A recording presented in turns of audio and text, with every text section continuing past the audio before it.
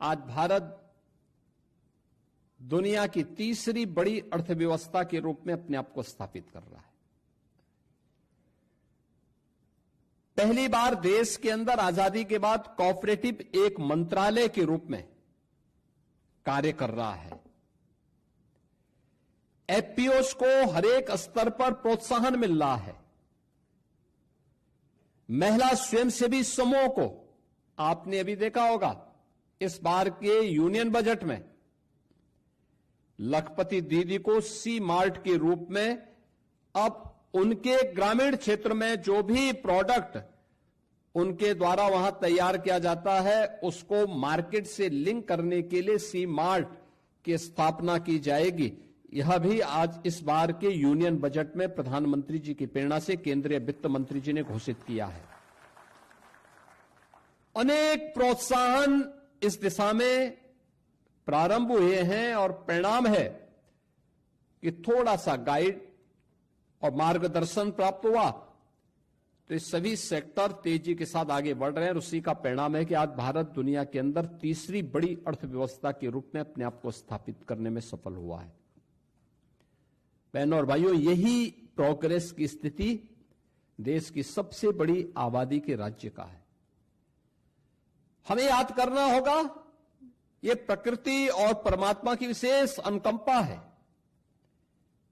कि जो नियम देश के अंदर, दुनिया के अंदर भारत पे लागू होते हैं वही चीज भारत में यूपी पे लागू होते हैं। एकदम वही परिस्थितियां हैं, वही परिस्थितियां हैं। 17 के पहले यूपी की स्थिति क्या थी? कहां थे हम? न विकास था, न रोजगार था। प्रदेश के अंदर कोऑपरेटिव सेक्टर में वे लोग हावी थे जो जहां का सबसे बड़ा माफिया था वो उसमें हावी था। कोऑपरेटिव सेक्टर चौपट। 16 जिला सहकारी बैंक, रिजर्व बैंक ने उन्हें डिफॉल्टर घोषित कर दिया था और बंदी का आदेश कर दिया था।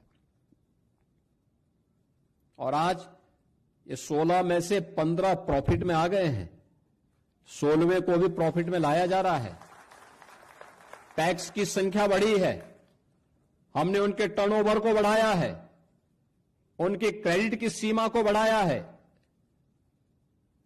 और खाद्य वितरण के कार्य के लिए सहकारिता विभाग ने थोड़ा मैन पावर की शॉर्टेज की है, लेकिन उसको पूरा भर देते तो देश के अंदर सबसे अच्छा फर्टिलाइजर वितरण का काम उत्तर प्रदेश के अंदर हुआ है और होता। कृषि और सहकारिता मिलकर के उस कार्य को कैसे आगे बढ़ाई, थोड़ा सा प्रयास हुआ, आज वही सहकारिता फिर से एक नए आंदोलन अभियान के रूप में आगे बढ़ चुका है।